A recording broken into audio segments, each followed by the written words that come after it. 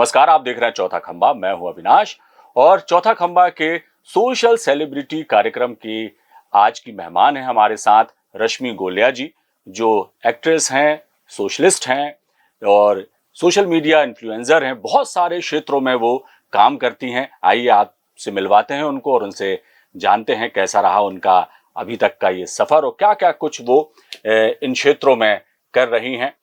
नमस्कार रश्मि जी, आपका बहुत स्वागत हमारे स्टूडियो में। सबसे पहले हम आपसे यही जानना चाहेंगे कैसे शुरुआत हुई एक गृहिणी से, आज आप आगे निकलकर एक्ट्रेस भी हैं, टीवी सीरियल्स भी करती हैं, फिल्मों में भी काम करती हैं, सोशल एक्टिविटीज में भी आपका जो है काफी दखल है और सोशल मीडिया इन्फ्लुएंसर भी हैं। इतने सारे काम कैसे कर लेती हैं और कहाँ से शुरुआत हुई? बहुत बहुत धन्यवाद अविनाश जी, पूरी टीम को चौथा खंबा की आज मुझे यहाँ पर एक मौका देने के लिए, अपनी बात रखने के लिए, लोगों के साथ अपनी ज़िंदगी के कुछ पहलू शेयर करने के लिए। मैं सबसे पहले तो ये बताऊंगी कि देखिए, हर स्त्री में बहुत सारे गुण होते हैं, एक नहीं, दो दो, तीन तीन, चार चार। मैं जितने मेरे सराउंडिंग्स में देखती हुई आई हूँ, जिस माहौल में मैं पली बड़ी हूँ, वहाँ भी मैंने देखा है। बस कई बार ऐसा होता है कि मौके नहीं मिल पाते हैं। अभी हम देख रहे हैं जैसे भारत तरक्की करता जा रहा है, फीमेल्स जिसमें बहुत प्रोग्रेसिव होती जा रही हैं, करियर ओरिएंटेड होती जा रही हैं। तो ऐसा नहीं है कि वो सिर्फ घर और करियर से ही रिलेटेड है। तो टीचिंग एंड घर, फैमिली, ये सब तो चल ही रहा था। उसके अलावा भी अगर हमारे अंदर लगन है और आपके अंदर कुछ क्वालिटीज ऐसी हैं, कुछ कलाएं हैं जिनको आप सिर्फ घर तक सीमित ना रख के आपको लगता है कुछ लोगों के अगर सामने आती हैं, तो वो जो एप्रिसिएशन लोगों से मिलता है, तो वो मुझे लगता है कि बहुत ज्यादा एक मोटिवेशन, सेल्फ मोटिवेशन के लिए बहुत ज्यादा काम करता है। तो थोड़ा सा जो स्कूल कॉलेज में एक डांसिंग एंड एक्टिंग का जो कीड़ा था, उसके लिए एक प्रॉपर प्लेटफॉर्म मिला मुझे भोपाल रंगमंच की दुनिया में। तो ऐसे करके थिएटर्स की शुरुआत हुई। बिकॉज थिएटर्स में थी तो कुछ ऑडिशंस वगैरह के ऑफर्स आते रहे, ऑडिशंस क्लियर करते करते टीवी से शुरुआत हुई, मूवी में काम किया।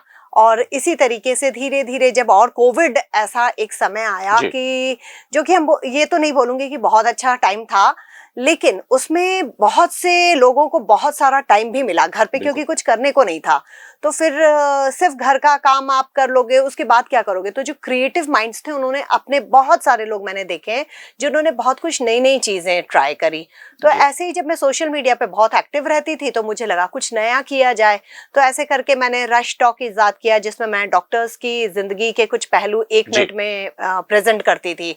वो बहुत ज्यादा हिट गया। फिर कुछ सहेलियों के साथ छोटी छोटी बाइट्स, उनकी डांसिंग की, कविता पाठ की बुलवाना, फिर उनको एडिटिंग करके एक पूरी रील बनाना। तो ये सब चीजें जब मैंने करी, तो एप्रिसिएशन जो मिला लोगों का सोशल मीडिया पे, तो इसी तरीके से इंस्टाग्राम पे तो आप ये देखिए कि वो तो वर्ल्ड वाइड और ज्यादा फेमस है। तो काफी अच्छा पब्लिक अकाउंट, मेरा प्रोफाइल वायरल होती चली गई, चीजें वायरल होती चली गई, और आज 3 लाख से ज्यादा की फैमिली है इंस्टाग्राम पे। और ऐसे करके एक नया मुझे क्षेत्र मिल गया कार्य करने के लिए। रश्मि जी, एक बात आपने भी गौर की होगी कि हमारे हिंदुस्तान में, हमारे देश में जो पारिवारिक परिवेश है, उसमें हमेशा ये जो है महिलाएं हैं उनको पीछे रखा जाता है या आगे बढ़ने के मौके कम मिलते हैं। कई बार जो है मानसिकता भी आड़े आती है, परिवार वालों की सपोर्ट नहीं मिलता है। ये भी एक बहुत बड़ा कारण निकल कर सामने आया है। लोग बताते हैं, महिलाएं कहती हैं कि हमारे परिवार से हमें सपोर्ट नहीं मिलता। आपका क्या एक्सपीरियंस रहा? आपने जब इन तमाम क्षेत्रों में कदम रखा तो आपके परिवार में आपके पति, आपके घर वालों का क्या रुख रहा? क्या वो कहते हैं? कितना एप्रिसिएशन मिला? किस तरह से उन्होंने सहयोग किया आपको आगे बढ़ाने में? जी। अच्छा, जैसे कि काफ़ी सारे लोग जानते हैं मेरे परिवार के लोगों को, तो मेरी फैमिली में दोनों तरफ से मुझे बहुत ही अच्छा सपोर्ट मिला। एक्चुअली मेरे पेरेंट्स भी, जैसे हम 2 सिस्टर्स हैं, 1 ब्रदर हैं, तो मैं ये बोलूँगी कि मेरे ब्रदर से ज़्यादा हम सिस्टर्स को ज़्यादा एजुकेशन की तरफ ध्यान देना, टुवर्ड्स प्रोग्रेसिव मेंटालिटी थे मेरे पेरेंट्स। एंड जब मेरी शादी हुई, इन लॉज में भी, मतलब आप ये सोचिए कि मैं लॉ कर रही थी और मेरे फादर इन लॉ ने सजेस्ट किया, वाई लॉ बेटा, मैनेजमेंट MBA वगैरह बहुत चल रहा है। 90s की बात है, 98 99। मैंने इतना ध्यान नहीं दिया था कि मुझे MBA करना चाहिए। मैंने ग्रेजुएशन किया और LLB में एंट्रेंस ले लिया। तो फर्स्ट ईयर के बाद उन्होंने बोला कि नहीं, MBA करो। तो मतलब इस बात में एक अंदाजा आप लगा सकते हैं कि कितने आगे की सोच वो रखते थे। वाकई में लॉ भी अच्छा है, बट मेरी आज की जो टीचिंग का जो फील्ड है मेरा, वो मैनेजरियल ही सब्जेक्ट्स हैं मेरे सारे। फिर तो मैंने डबल MBA कर लिया। लेकिन मैंने देखा कि मेरे पति हैं या मेरे father in law, mother in law, आप देखेंगे बहुत मतलब जी, सपोर्टिव ही रहे हैं हर चीज में, कभी रोकना तो है ही नहीं। एंड ट्रस्ट बहुत ज्यादा रहा है। जी, तो वो जो ट्रस्ट एंड वो, जब दूसरा कोई आप पे बहुत ज्यादा ट्रस्ट करता है कि बिल्कुल, जो जिस भी फील्ड में जा रही है कुछ अच्छा ही कर रही होगी, भले ही उनको नॉलेज नहीं थी जी, टीवी या फिल्मों में भी, तो वहां से एक फीमेल के लिए रिस्पॉन्सिबिलिटी बहुत आ जाती है कि if they R G, trusting तो मुझे रोल्स बहुत सिलेक्टिव करने हैं, मुझे ये काम ऐसा करना है, यहाँ नहीं जाना है, इस तरीके के रोल एक्सेप्ट नहीं करने हैं, इस जी, टीम के साथ या इस ग्रुप के साथ या इस बैनर के अंतर्गत काम नहीं करना है। जी, तो बहुत ज्यादा आपकी रिस्पॉन्सिबिलिटी बढ़ जाती है, फिर आप सही चुनने के लिए ही मजबूर हो जाते हो। ऐसा नहीं कि I am an actress, I can do anything, जी, मैं तो भाई स्क्रीन पे कर रही हूँ तो मैं तो कुछ भी कर सकती हूँ। तो मैंने कुछ ऐसे रोल्स जो कि शायद मुझे एज ए एक्टिंग फील्ड में बहुत डिफरेंट स्टैब्लिश कर सकते थे, बट जी, just because of the family responsibility, तो जी, कुछ मैंने भी ध्यान रखा उन सारी चीजों का। तो मुझे लगता है ये दोनों तरफ से आता है। जी। तो फॉर्चुनेटली मैं इस चीज में बहुत लकी चाइल्ड रही हूँ। रश्मि जी, एक बात और भी जानना चाहेंगे हम कि एक गृहिणी भी हैं आप और इतने तमाम क्षेत्रों में लगातार काम कर रही हैं। किस तरह से ये तमाम चीजें मैनेज करती हैं आप? देखिए, मैं कभी टाइम मैनेजमेंट के, अभी मैंने कुछ दिन पहले जैसे वेटनरी डॉक्टर्स के लिए मैं एक सेशन ले रही जी, थी। तो एक फीमेल यंग लाइक 30s में है veterinary doctor, and she was like कि छोटा बच्चा है उनका। तो उनको लग रहा था कि मैं ऑफिस के बाद में बहुत फिर घर के खाने वाने में इतना इन्वॉल्व हो जाती हूँ, मैं बच्चे को टाइम नहीं दे पाती हूँ। तो जी, मैम ये गिल्ट बहुत रहता है। तो आपकी जब लाइफ देखते हैं, आप अभी शाम तक 5 बजे तक हमारे साथ लेक्चर ले रही हैं, तो जी, ये चीज आपने भी फेस की होगी। एग्जैक्टली उस दिन से फिर मैंने ये वाला पर्सनल पार्ट भी उसमें जोड़ना जरूरी समझा। एक स्लाइड में मैं ये जरूर बताती हूँ फीमेल्स के लिए, इफ यू आर अर्निंग, जी, आपके पास में टाइम की अगर कमी है, तो why are you going and doing those things which you can delegate to someone else. जी, वो चीज अगर आप थोड़ा सा पैसा स्पेंड करके आप अगर मेड हायर कर सकते हैं खाना बनाने के लिए शाम के लिए, तो वो किचन में काम करेगी और आप अपने बच्चे को वो क्वालिटी टाइम दीजिए। आप जी, स्ट्रेस्ड नहीं रहेंगी कि घर जाके ये भी काम करना है, तो वो 2 घंटा आपका बचता है। तो जी, ऐसे बहुत सारी छोटी छोटी चीजें हैं। मुझे लगता है कि हर वर्किंग फीमेल को शायद अक्सर, मुझे भी, क्योंकि जब जी, मेरा बच्चा छोटा था तो फिर मैंने ओवर द टाइम ये सारी चीजें समझी कि सारी चीजें मुझे ही करना जरूरी नहीं है, because you female can be replaced at her work place. जी, किचन के काम में भी उसको रिप्लेस किया जा सकता है, सब कुछ मिलता है, लेकिन एक बच्चे के लिए उसकी मदर के का कोई रिप्लेसमेंट नहीं है। तो जी, एक बच्चे को तो माँ चाहिए, तो वो quality time you should give to your family. तो ये चीज मेरे दिमाग में शुरू से थी। ओवर द टाइम एक्सपीरियंस के साथ में मैंने सीखी। तो मुझे लगता है कि फैमिली को टाइम देना बहुत ज्यादा जरूरी है, वो बैलेंस आपको जी, आना चाहिए, और वो आप सीख जाते हो एक्सपीरियंस कर करके। बिल्कुल। रश्मि जी, एक चीज और हम पूछना चाहेंगे आपसे। ये तो रही आपकी जीवन की बात और आपकी पूरी यात्रा का वृतांत आपने जिस तरह से बड़े ही संक्षेप में और बड़े खूबसूरती से बताया।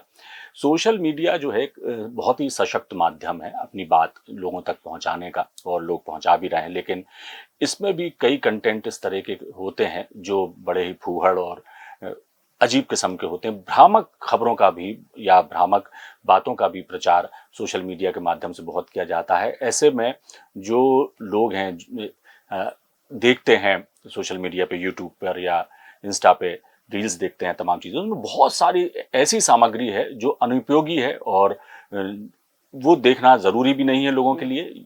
तो ये जो एक परिपाटी चल पड़ी है कि हमें फेमस होना है तो कुछ भी हम कहेंगे, कुछ भी करेंगे, कुछ भी बताएंगे। खास तौर से आजकल ऐसा कोई व्यक्ति नहीं है रश्मि जी, आप जानती होंगी, जो किसी न किसी अवसाद से, बीमारी से या अपनी तकलीफों से जूझ नहीं रहा हो। उनके समाधान भी बताने वाले बहुत सारे लोग हो गए। तो सही और गलत में फर्क करना बड़ा मुश्किल हो जाता है। तो इस परिपाटी को लेकर आप क्या समझती हैं? किस तरह का प्लेटफॉर्म है? ये इतना सशक्त माध्यम है, उसके बावजूद भी इसका गलत इस्तेमाल होता है। इसको लेकर क्या कहेंगे आप? अविनाश जी, आपने बिल्कुल सही बात बोली।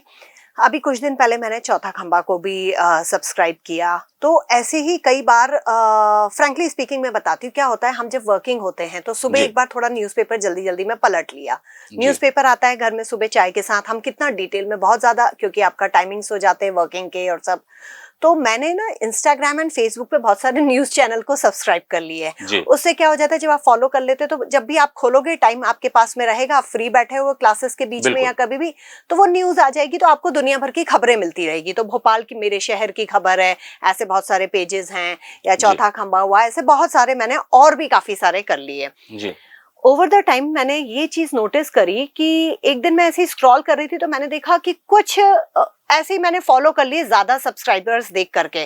फिर मैंने, आपको अपने आप समझ में आ जाता है कि कौन सिर्फ एम्बिशियस वाला प्लेटफॉर्म है जो सिर्फ अंधी दौड़ में भाग रहा है फॉलोअर्स गेन करने के लिए, फेमस होने के लिए। तो वो कुछ भी न्यूज को बहुत डिस्टॉर्ट करके पेश करते हैं, इस तरीके से पेश करते हैं कि वो आपको समझ में आने लगता है कि ये बिल्कुल गलत खबर है। इसको इन्होंने हेडलाइन इस तरीके की दे दी थी कि एकदम से ऐसा लगा कि अरे क्या है, और निकला कुछ भी नहीं। वही न्यूज हम सुबह कुछ और पढ़ के आए थे, लेकिन वो लोग उसको डिस्टॉर्ट करके ऐसे लिख करके दे रहे हैं कैप्शन में। तो कुछ फिर आपको समझ में आने लगा ये सब पागलपंती चल रही है और कुछ नहीं है। फिर मैंने अनसब्सक्राइब किया, बहुत सारे लोगों उनको अनफॉलो किया, क्योंकि आप कोई मतलब नहीं है, अपने दिमाग में आप कचड़ा भर रहे हो। So it was mainly about me कि मैं क्या कंज्यूम कर रही हूँ। आप इतनी ओवर इंफॉर्मेशन से लोडेड हो रहे हो, एक तो जिसकी जरूरत नहीं थी। तो फिर मैंने कुछ कुछ अपने शहर के और कुछ मैंने देश विदेश की खबरों वाले कुछ चैनल्स को ही रखा है। उसके अलावा फिर बहुत सारे इंडिविजुअल, जो आपने बोला फूहड़ या फोकट का ज्ञान बांट रहे हैं, वो भी बहुत ज्यादा मैंने देखा है कि बहुत चल रहा है। वहां पर भी आपकी अपनी समझ काम आती है। आपको खुद को समझना चाहिए कि जो बता रहा है वो कहाँ किस चीज का डॉक्टर या किस चीज का एक्सपीरियंस या ज्ञानी है। देखिए, फेक फॉलोअर्स खरीदे जाते, fake views and fake likes भी खरीदे जाते, बट अगर आप ध्यान से देखेंगे तो आपको पता चल जाएगा कि दोज आर फेक। तो वो भी आप पता कर सकते हो। अगर आप इतना टाइम स्पेंड करते हो तो आपको पूरा इसके बारे में मालूम होना चाहिए। तो मुझे ये सारी समझ है जब मैंने देखा कि ये सब तो फेक है और कुछ भी नहीं है उसमें, और ज्ञान की बात से ज्यादा तो नुकसान हो सकती है वो सारी चीजें। क्योंकि देखिए, डॉक्टर्स होते हैं, तो सारी चीजें हमें एक मोबाइल के जो हमारे इंस्ट्रूमेंट है उस पर हम ये बोलते हैं कि सब चीजें मिल रही हैं, ऐसा नहीं है। तो अंधी दौड़ में नहीं भागना चाहिए। ये समझ ओवर द टाइम डेवलप हो जाती है, जो मुझे भी समझ में आ गई है। तो I don't rely on all such news. कोई भी, मुझे अगर लगता है ना, कोई जैसे बीमारी से रिलेटेड भी अगर कुछ है, कई बार हमको, जैसे मुझे थायराइड है तो उसमें मेथी नहीं खाना चाहिए। मैं पहले मेथी का पानी पी लेती थी। तो जब मुझे पता चला तो मैंने पहले, मेरी फ्रेंड है डॉक्टर, मैंने उनको एक मैसेज डाला कि इस रील में, फिर उन्होंने बोला हाँ दिस इज राइट रश्मि, मेथी तुम्हें कम कंज्यूम करनी चाहिए। तो मैंने उसको क्रॉस चेक किया, उसके बाद मैंने वो करा। तो ऐसे करके मुझे लगता है अपनी समझ होनी चाहिए। और फूहड़ता की कमी तो मैं ये बोलूंगी कि जिन लोगों को फिर लगता है कि हम और किसी तरीके से नहीं फेमस हो सकते, तो ये तरीका अपनाएं, वो तरीका अपनाएं, ये सोसाइटी को बहुत गलत तरफ लेके जा रहा है। कुल मिलाकर ये बहुत अच्छा माध्यम है अपनी बात लोगों तक पहुंचाने का, लेकिन इसका गलत इस्तेमाल भी जो है वो रुकना चाहिए। रश्मि जी, आखिरी में हम एक सवाल आपसे ये पूछना चाहेंगे कि आप विविध क्षेत्रों में काम करती हैं, सफल हैं, और आपका जो एक्सपीरियंस है वो और लोगों तक पहुंचे और लोग भी आपसे प्रेरणा लेकर अपनी जिंदगी को बेहतर बना सकें, खुशहाल बना सकें, बिजी रह सकें, खासतौर से हमारे मध्य प्रदेश की और देश की महिलाएं। तो उनके लिए आप क्या कहना चाहेंगे कि किस तरह से अपने जीवन को वो बदल सकती हैं? क्या कुछ उनको अपनी सोच में बदलाव लाना चाहिए? किस तरह से वो अपना एटीट्यूड रखें? किस तरह से वो आगे बढ़ सकती हैं? किन क्षेत्रों में बढ़ सकती हैं? ये तमाम बातें जो हैं उनके मन में कई बार रहती हैं, लेकिन वो बता नहीं पाती। तो उनको आप प्रोत्साहित करने के लिए क्या मैसेज देना चाहेंगी? बिल्कुल, मैं ज़रूर एक मैसेज देना चाहूँगी, क्योंकि कई बार मुझसे डीएम्स बहुत आते हैं, लड़कियों के, फीमेल्स के या लड़कों के भी, कि we feel very inspired from you. सिर्फ आपको देखा नहीं, मिले नहीं, लेकिन स्क्रीन पे जितना आपका कुछ भी कंटेंट देखते हैं तो हमें बड़ी इंस्पिरेशन मिलती है। तो आप और क्या बताएंगे? तो ये बहुत अच्छा माध्यम है जिसके थ्रू मैं ये मैसेज देना चाहूँगी। अगर आप स्टूडेंट हैं, अगर आप वर्किंग पर्सनालिटी हैं, तो मैं ये कहूँगी कि आप ये मत सोचिए कि अब हमारी तो नौकरी लग गई या हम ऑलरेडी एक बड़ा काम कर रहे हैं। आपको अपनी हॉबी को जिंदा रखना चाहिए। आप नहीं तो स्ट्रेस में चले जाएंगे, फ्रस्ट्रेशन में चले जाएंगे। तो आप अपना सोचो कि हमारा घर चल रहा है, हमारी वर्किंग चल रही है, इसके अलावा बीच में आपको अपनी खुद की एक न्यू स्किल डेवलप करनी चाहिए। अपने लिए टाइम निकालना बहुत जरूरी है, चाहे वो मैंने थिएटर के माध्यम से निकाला या सोशल मीडिया के माध्यम से। नहीं तो मैं टीचर और घर के उसमें ही पिसती रहती, बट मैंने स्टार्टिंग से कुछ ना कुछ करा है अपने लिए, क्योंकि ये मुझे खुशी देता है। ये एक बिल्कुल अलग जिंदगी है थिएटर की दुनिया। तो जी। ये मुझे एक तरीके का रिजुविनेट करता है, मेरा रिफ्रेशिंग टाइम होता है जी। वो।